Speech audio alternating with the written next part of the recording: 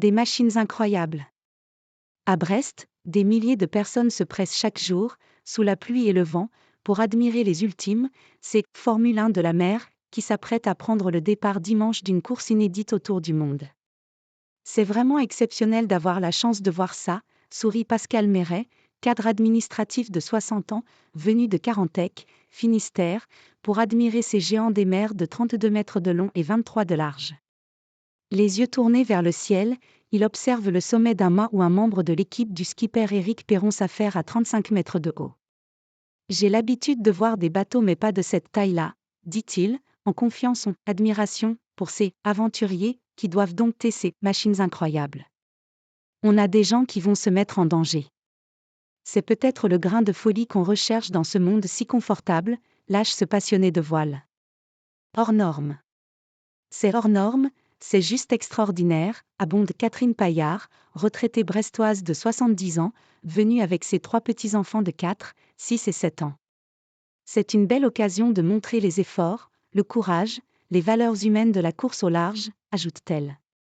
Depuis le 29 décembre, 15 000 à 20 000 personnes affluent chaque jour sur le port de commerce de Brest pour visiter le village de l'Ultime Challenge, première course autour du monde à la voile en solitaire à bord de ces multicoques. Les après-midi, la file des visiteurs s'étend parfois sur plus de 100 mètres, malgré la pluie et les violentes bourrasques de vent. Contrairement à des courses bien établies, comme la route du Rhum à Saint-Malo, les festivités restent cantonnées à un secteur limité de la ville bretonne, sur les 11 000 mètres carrés du quai Malbert. Mais c'est relativement accessible.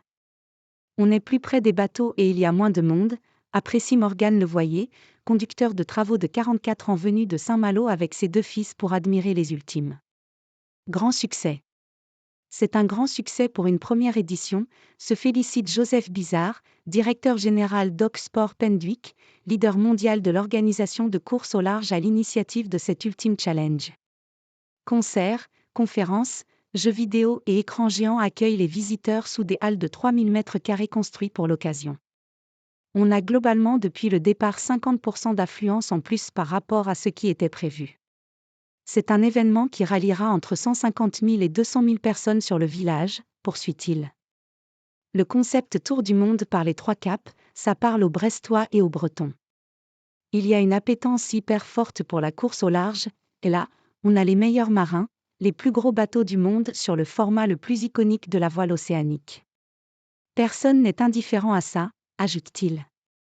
Avec une météo clémente attendue dimanche, les organisateurs s'attendent à une affluence encore plus forte sur les quais brestois et le long de la côte pour le départ de la course. On aura une ligne franche, avec une mer plate et un vent suffisamment fort pour que les bateaux volent. On ne pouvait pas rêver mieux pour cette épreuve, appuie Joseph Bizard. Dimanche, les skippers salueront la foule dès 8h30 avant un appareillage des trimarans à partir de 10h. Le départ officiel sera donné à 13h30, peu après la sortie de la rade de Brest.